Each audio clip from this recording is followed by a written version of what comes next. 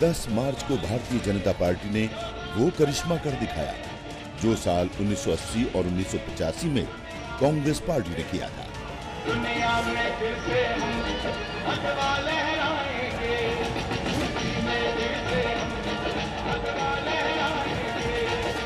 इसके बाद यूपी में सरकार तो कई बनी, लेकिन कोई भी पार्टी लगातार सत्ता बरकरार नहीं रख पाई।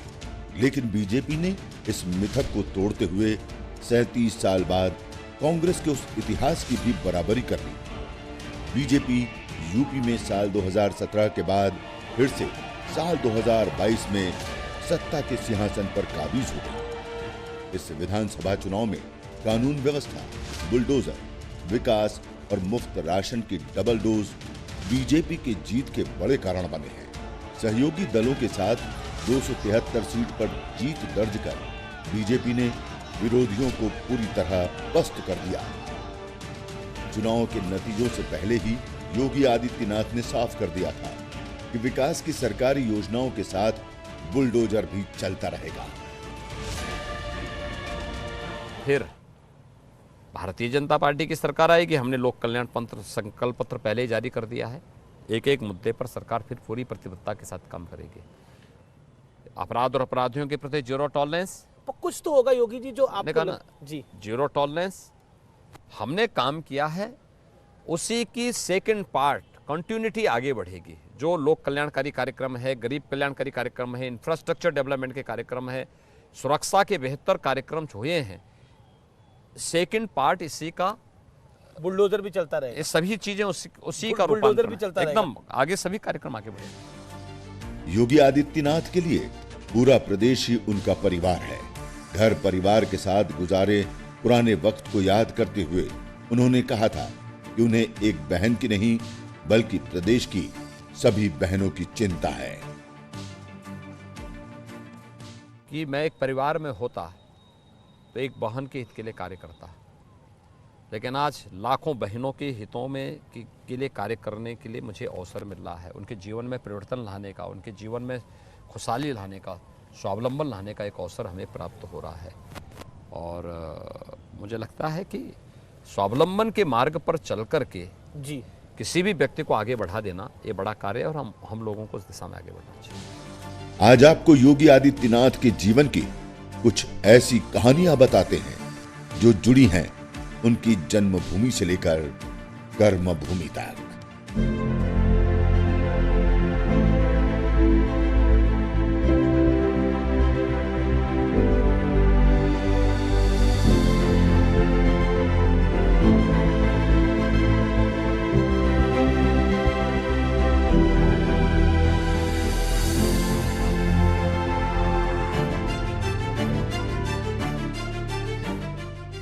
कैलेंडर पर साल 1991 का था। एक और हिंदुत्व की लहर पर सवार बीजेपी की बहुमत वाली सरकार कल्याण सिंह की अगुवाई में लखनऊ से वीपी सिंह की मंडल राजनीति को साध रही थी। दूसरी ओर लखनऊ से करीब 500 किलोमीटर दूर एक छोटे से शहर में 19 साल का नौजवान छात्र राजनीति के जरिए सबसे बड़े सूबे की सियासी भविष्य का बीज बो रहा था। यूनिवर्सिटी में छात्र संघ के चुनाव हो रहे थे और 19 साल का ये नौजवान चुनाव लड़ना चाहता था, लेकिन अखिल भारतीय विद्यार्थी परिषद ने टिकट नहीं दिया। खेलने कूदने की उम्र से ही राजनीतिक रुझान रखने वाले इस युवा ने जिद नहीं छोड़ी, निर्दलीय चुनाव मैदान में कूद पड़ा और वही हुआ जिसका साथियों को अंदेशा था। लेकिन जिंदगी की इस पहली चुनावी हार ने एक ऐसे योद्धा को जन्म दिया जो आज भी राजनीति में अजेय है। कहानी है सियासत के एक योगी की, वो योगी जो सनातनी परंपरा पर आगे बढ़ते हुए दुनिया के बंधन, मोह और माया को त्याग कर संन्यास ले लेता है, वो भी महज 22 साल की उम्र में। वो संन्यास की दीक्षा लेता है और खुद को समाज के लिए समर्पित कर देता है। इसके बाद उसे मिलती है सत्ता की ऊंची कुर्सी, यानी पहले संन्यास में खुद को भुला देने की साधना, इसके बाद मंजिल तय होती है सियासत के सफर को पा लेने। यहीं से शुरू होती है पंचूर के अजय सिंह बिष्ट के गोरक्ष पीठाधीश्वर योगी आदित्यनाथ बनने की कहानी।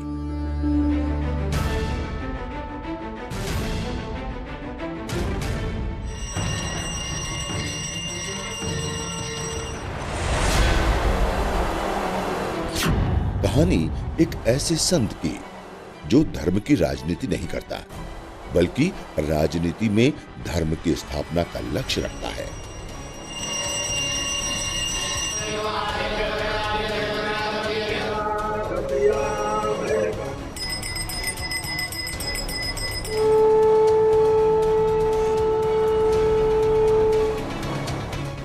मैं आदित्यनाथ योगी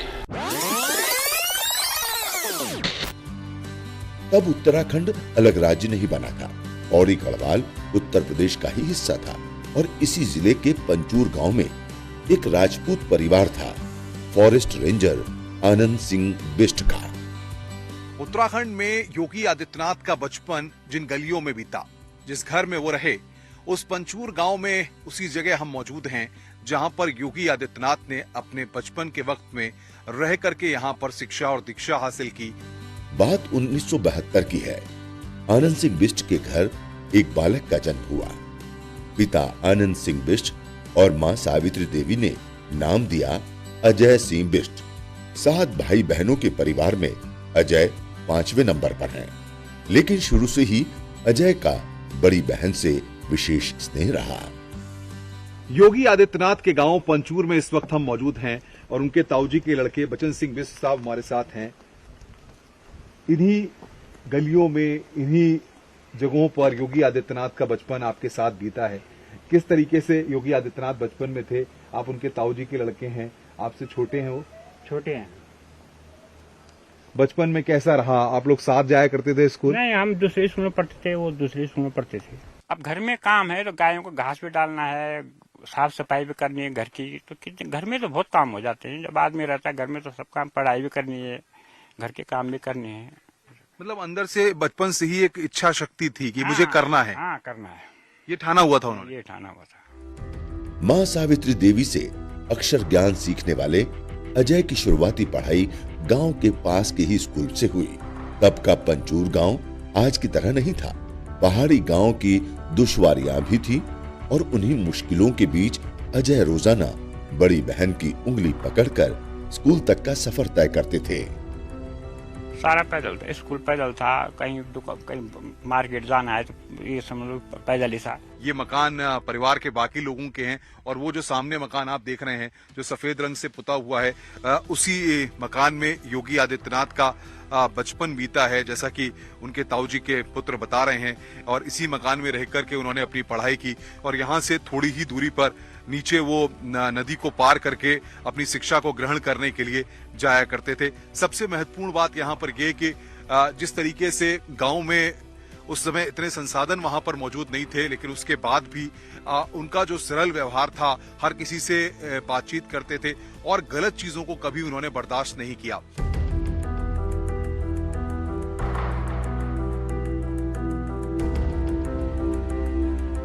लेकिन दूसरे बच्चों की तरह अजय का झुकाव पढ़ाई के साथ खेलकूद की तरफ भी था। लेकिन वक्त के पाबंद अजय के लिए स्कूल में अनुशासन सर्वोपरि था। अजय के स्कूल के दिनों के साथी आज भी बताते हैं कि कैसे हर विषय पर उनकी पकड़ रहती थी और मास्टर जी के किसी भी सवाल का जवाब सबसे पहले अजय ही बताते थे। पढ़ाई लिखाई में बहुत मतलब तेज थे वो, सबसे ज्यादा मेहनत ज्यादा था उनका। टीचर कुछ पूछता था जो जवाब देते थे? हाँ, बहुत दिन रात पढ़ाई करते थे, पढ़ाई में बहुत तेज थे, मतलब सबसे तेज थे वो। क्या मतलब कौन से विषय में जैसे माना जाए कि उनकी रुचि ज्यादा थी? विषय में, कोई भी विषय में तेज थे, गणित हो, हिंदी हो, संस्कृत हो, कोई भी विषय हो, सभी विषयों में रुचि रही है। टीचर जब सवाल पूछते थे क्लास में तो बाकी बच्चे भी जवाब देते थे, वो सबसे पहले जवाब देते? सबसे पहले जवाब देते थे। स्कूल के दिनों में कभी किसी साथी ने अजय को किसी बात पर नाराज होते नहीं देखा, ना ही साथियों की जरूरत के वक्त मदद से पीछे हटते। साथियों की जरूरतों का ख्याल रखना अजय की वो खूबी है जिसे आज भी दोस्त याद करते हैं। आज तक गुस्सा नहीं देखा कभी तक, जिंदगी से, बचपन से मैं तो उनके कपड़े पहने मैंने। आपने कपड़े भी पहने हैं योगी जी के? ड्रेस के कपड़े दिए उन्होंने मेरे को, मैं वहीं रहता था उनके पास, खाना पीना मेरा सब वहीं रहता था जी। मेरे को तो बहुत मानते हो, अभी भी मानते हैं। आपने 8वीं तक उनके साथ पढ़ाई की है? जी। यहीं आप लोग बैठा करते थे, तो वो आगे बैठते थे? हाँ जी, आगे बैठते थे। इसी प्राइमरी स्कूल में योगी आदित्यनाथ ने अपने बचपन में शिक्षा ग्रहण की थी और 3 अध्यापक उस वक्त होते थे जो उनको पढ़ाया करते थे और यहीं पर सुबह प्रार्थना होती थी और पेड़ लगा हुआ जिसके नीचे वो बैठा करते थे। सबसे महत्वपूर्ण ये है कि उस दौर में जो टीचर पढ़ाया करते थे, जब भी वो कोई प्रश्न पूछा करते थे तो अजय सिंह बिष्ट ही सबसे पहले अपना हाथ ऊपर करके जवाब दिया करते थे। धर्म, अध्यात्म और पूजा पाठ के प्रति अजय का झुकाव बचपन से रहा है। बचपन के दिनों को याद करते हुए यमकेश्वर महादेव मंदिर के पुजारी बताते हैं कि जब भी वक्त मिलता अजय महादेव के दर्शन के लिए आ जाते। देर तक मंदिर में बैठना और आराध्य की साधना में डूब जाना अजय को बेहद भाता था। अजय सिंह बिष्ट जब छोटे थे तो यमकेश्वर मंदिर में, क्योंकि पंचुर गांव से पास में ही ये यमकेश्वर मंदिर है, वो यहाँ पर आते थे, पूजा पाठ करते थे और जो महंत होते थे उनका आशीर्वाद लेते थे। सबसे पहले शिव जी का ये प्रसिद्ध मंदिर है, बहुत पौराणिक मंदिर है, कई मान्यताएं यहाँ पर इस मंदिर के बारे में है और सबसे महत्वपूर्ण बात यह है कि सिद्धपीठ इस यमकेश्वर महादेव के मंदिर को माना जाता है। हम आपको दिखा दें, उत्तर प्रदेश के मुख्यमंत्री योगी आदित्यनाथ छोटे थे, अजय सिंह बिष्ट उनका नाम था, तब वो यहाँ पर कम उम्र में यहाँ पर परिवार के साथ आते थे। जो पूजा पाठ होती थी, पारिवारिक जो धार्मिक कार्यक्रम होते थे उनमें शरीक होते थे। बचपन में आते थे वो जो है अपने मम्मी पापा के साथ में आते थे। उसके बाद में जो है वो जब पढ़ाई में गए तो फिर उसके बाद नहीं आए। फिर उसके बाद काफ़ी फिर एक बार बीच में आए थे वो जब चुनाव के उसमें विधानसभा चुनाव में आए यहाँ। शुरुआती पढ़ाई पूरी हो चुकी थी। गांव के पास कोई कॉलेज था नहीं। ऐसे में पिता आनंद सिंह बिष्ट ने अजय को आगे की पढ़ाई के लिए कोटद्वार भेजने का फैसला किया। वो साल था 1989 जब 19 साल का एक छात्र इसी कॉलेज में एडमिशन लेता है और वही छात्र आज पूरे देश भर में योगी आदित्यनाथ के नाम से अपनी एक बड़ी पहचान बना चुका है। अजय पहली बार भाई बहनों और अपने परिवार से दूर किसी नए शहर में आए थे। 1980 के दशक के आखिरी कुछ वर्षों में अजय कोटद्वार आ गए। नया शहर था, नया परिवेश और बिल्कुल नए नए साथी, लेकिन अजय को खुद को इस नए माहौल में ढालने में वक्त नहीं लगा। मैं बायोलॉजी ग्रुप से हूं और योगी जी हमारे वो मैथ्स ग्रुप से थे, तो हमारा एक कॉमन सब्जेक्ट था केमिस्ट्री। केमिस्ट्री में हम लोग साथ में थे। मेरा उनसे बहुत ज़्यादा मतलब बातचीत नहीं थी, लेकिन एक उनके स्वभाव में एक ऐसा था कि सब पे उनकी एक अपनी छाप थी, क्योंकि पढ़ने में भी वो अच्छे थे। कोटद्वार में ही किराए पर एक कमरा लिया, खुद से ही खाना बनाने का इंतजाम किया। साफ सफाई और कपड़े धोने से लेकर घर के बाकी काम भी वो खुद ही किया करते थे। काफ़ी समय वो यहाँ पर रहते थे और इसी कमरे में उनकी गैदरिंग होती थी। जो भी उनके यार दोस्त आया करते थे वो यहीं पे बैठते थे, अपनी पूजा पाठ भी किया करते थे। तो 3 साल का जो समय था जब वो कोटद्वार में रहे, बीएससी उन्होंने पढ़ाई करी थी यहाँ से, तो वो इसी कमरे में रहा करते थे। बेहद कम लेकिन हमेशा मीठा बोलने वाले अजय सिंह बिष्ट की छवि कॉलेज में बाकी छात्रों से काफी अलग थी। कम बोलना, हमेशा पढ़ाई पर ध्यान देना और साथियों की मदद के लिए हमेशा तत्पर रहना, उनकी ये क्वालिटी उन्हें अपने बाकी साथियों से अलग खड़ा करती थी। योगी जी का टाइम था तो उस समय हमारे एक मॉरल वैल्यूज कह सकते हैं आप, एक नैतिकताएं उस समय बहुत ज़्यादा हुआ करती थी। तो हम प्रॉपर बैठते थे यहाँ और पढ़ते थे उनके साथ, किसी मैटर पे डिस्कशन भी होता था। अजय के क्लासमेट रहे संदीप बिष्ट बताते हैं कि कॉलेज के दिनों में बैडमिंटन उनका पसंदीदा खेल था। कॉलेज के बैडमिंटन चैंपियन को प्रोत्साहित करने के लिए कई बार उन्होंने मदद की। अजय सिंह बिष्ट जो वर्तमान में हमारे सीएम हैं, योगी जी महाराज हैं, तो वो भी हमारे साथ यहाँ पर जो है बैडमिंटन में पार्टिसिपेट करते थे और खेल के प्रति उनका अच्छा रुझान था। मैं क्योंकि यहाँ पर लगातार 4 साल कॉलेज चैंपियन रहा तो उन्होंने मुझे काफ़ी सपोर्ट किया। धर्म और अध्यात्म के प्रति युवा अजय का रुझान जो स्कूल के दिनों से चला आ रहा था, कॉलेज के दिनों में और प्रगाढ़ हुआ।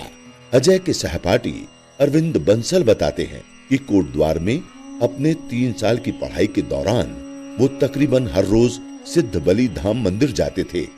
जब हम योगी जी के साथ पढ़ते थे तो योगी जी यहाँ पर प्रतिदिन लगभग आते थे, क्योंकि वो सुबह 4 बजे उठ जाते थे और उसके बाद उनका एक नित्य, उनका जो अपना नहाने धोने के बाद एक पूजा करने का हमेशा एक रहा है, उनका आध्यात्म से जुड़ाव रहा है। सिद्ध बलि मंदिर गुरु गोरक्षनाथ की तपोस्थली मानी जाती है। रोज सुबह 5 बजे इसी सिद्ध बलि मंदिर में भगवान शिव और बजरंग बली की आराधना अजय की दिनचर्या का हिस्सा बन गई और हर मंगलवार व्रत रखने लगे थे। उसके बाद वो सिद्ध बलि मंदिर भी लगभग रोज ही आते थे और सुबह उसके बाद 5 बजे उठ के मंदिर आते थे। उसके बाद वो अपना हमारे साथ ऑडिटोरियम भी जाते थे। उनका ये नित्य और मंगलवार का उनका व्रत रहता था। कहते हैं अध्यात्म और खास तौर पर गोरक्षनाथ पीठ की तरफ अजय का झुकाव इन्हीं 3 सालों में और मजबूत हुआ था। दूसरी तरफ युवावस्था के शुरुआती दिनों से राष्ट्रीय स्वयं सेवक संघ की शाखा में जाने वाले अजय का रुझान राजनीति की ओर अब खुलकर दिखने लगा था।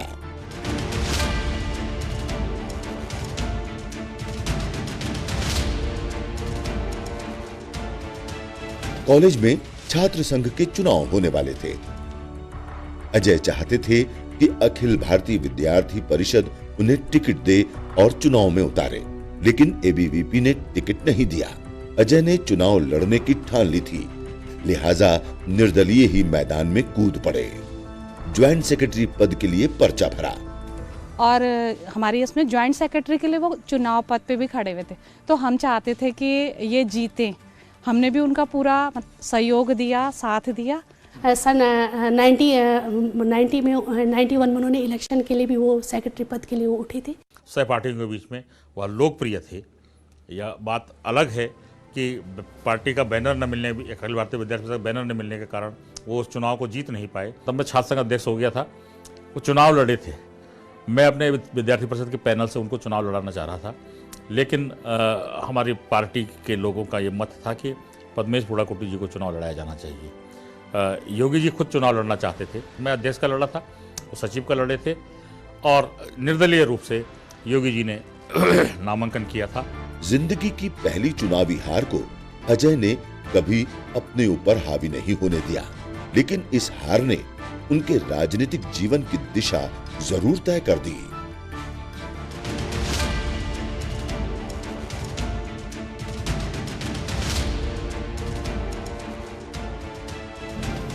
उन्हीं दिनों एक और घटना हुई। अजय के कमरे में चोरी हो गई। आगे के दाखिले के लिए रखे उनके दस्तावेज, स्कूल कॉलेज के सर्टिफिकेट सब चोर ले गए। अब संकट था आगे के दाखिले के लिए दस्तावेजों का। इसी सिलसिले में मदद के लिए उन्होंने गोरक्ष पीठाधीश्वर महंत अवैधनाथ से मुलाकात की। अजय गोरखपुर गए। जब वो बीएससी सेकेंड ईयर में थे तो उनके कुछ डॉक्यूमेंट्स चोरी हो गए थे, वो गांव गए थे, तो फिर पुलिस को लेके वो मेरे पास आए थे। 1989 में महंत अवैधनाथ के साथ संपर्क हुआ और 1993 में योगी गोरखपुर आ गए। करीब 22 साल के अजय सिंह बिष्ट के जीवन का योग 1994 की बसंत पंचमी को शुरू हुआ, जब महंत अवैधनाथ ने अपने उत्तराधिकारी के तौर पर उनका चुनाव किया। अजय सिंह बिष्ट का नामकरण आदित्यनाथ के रूप में हुआ और यहीं से धर्मकांड के साथ साथ सियासत के कर्म की शुरुआत हुई और यहीं से बदलने लगी थी अजय सिंह बिष्ट की दशा और दिशा। महंत अवैधनाथ से पहली मुलाकात के बाद गोरखपुर और अजय सिंह बिष्ट का रिश्ता ऐसा जुड़ा जिसने उन्हें एक नई पहचान दी, एक नया नाम दिया, योगी आदित्यनाथ।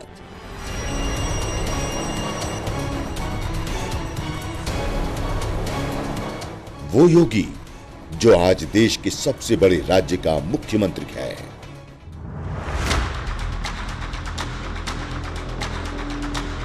खुश हैं।